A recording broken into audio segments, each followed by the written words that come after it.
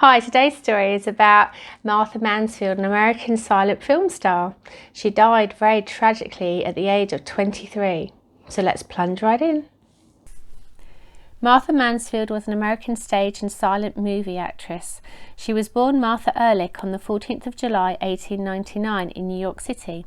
Her father was Morris Ehrlich and her mother was Harriet Gibson. She had a younger sister, Edith, who was born in 1905. Her mother, Harriet, was Irish. She emigrated from Ireland in 1885 and settled in Mansfield, Ohio. Some of Martha's biographies state she was born in Mansfield, Ohio, but her birth certificate states she was born in New York City.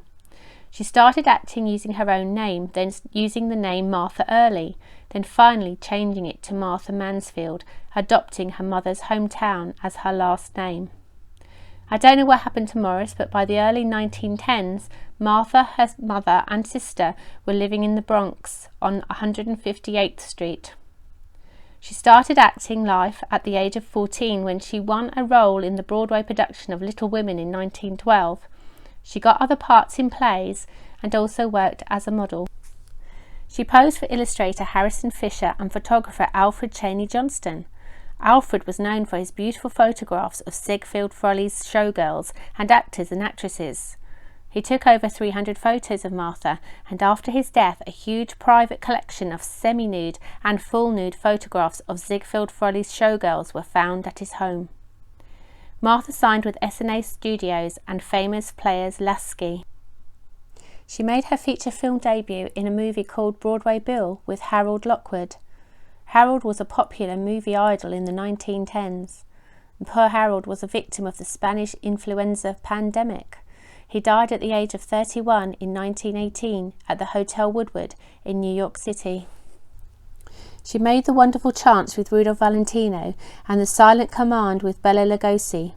Her best-known role was in the 1920 film Dr. Jekyll and Mr. Hyde with John Barrymore. Here they are in the movie. See below for the links to Dr. Jekyll and Mr. Hyde and The Silent Command. There is also a link where you can purchase a DVD copy of Dr. Jekyll and Mr. Hyde. Martha's last movie was The Warrens of Virginia. This movie might have made her into a major star, but unfortunately she died while making it. The film was set in the American Civil War, so Martha's costume consisted of a white dress fastened at the neck with a brooch and a hooped skirt with lots of ruffles. In a newspaper report it said the material was made of crinoline. It was Thanksgiving Day, which was the 29th of November in 1923. The film company were on location in Breckenridge Park in San Antonio, Texas. There was a break in the filming as workmen had to fix up the set to film the final scene. Martha retired to her limousine. Her chauffeur helped her inside, but then walked away from the car to watch the set being constructed. A short time later, everyone heard Martha's screams. Martha was running from the car, and her clothes were on fire. Wilfrid Lytell, her leading man, got to her first and threw a coat over her. Here he is with actress Pearl White. He managed to save her face from being burnt. Her chauffeur burnt his hands when he tried to get the dress off her. The flames were extinguished and she was rushed to a San Antonio hospital where the doctors thought she would make her full recovery. It wasn't to be, and she died the following day from toxemia, which is toxins in the blood, from shock and from the burns to her body. Witnesses in cars driving past Martha's car said they saw a flash of a match, so could that imply that Martha was smoking in the car?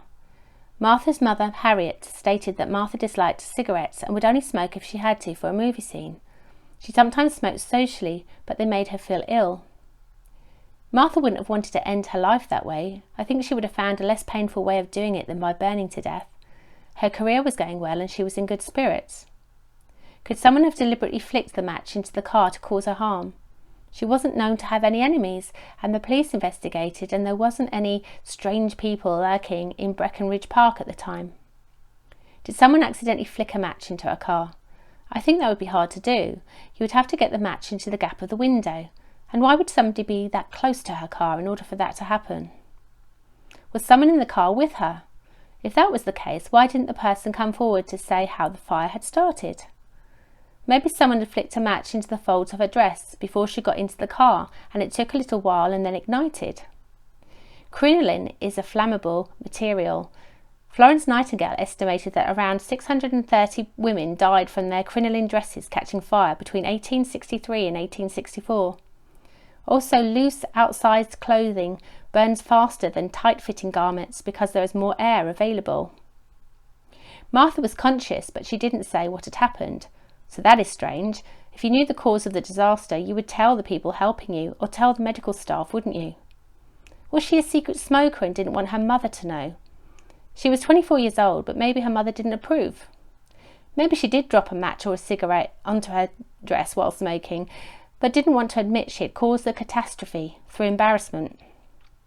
Martha's body was transferred back to New York City.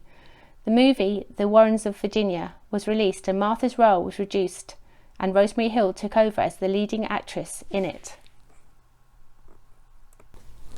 Here is a photo from 1920 of Martha selling donuts to a New York City crowd to raise funds for the Salvation Army. Martha was buried at Woodlawn Cemetery in the Bronx in New York. Her plot, according to findagrave.com, is in the Maya Sotis section, number 82. The weird thing is that on her headstone it says 1900 to 1923. A friend at findagrave.com told me that both her birth certificate and death certificate have July the 14th, 1899 as her date of birth. Her mother, Harriet, was still alive, so why did she have 1900 engraved on Martha's memorial stone? This is another mystery. So, what do you think happened? How did the fire start? Do you think somebody deliberately put a match in the car? Was it an accident? Or did Martha do it? Was she having a sneaky cigarette? Leave your comments below, and if you like this video, please like, subscribe, share and press the notification bell.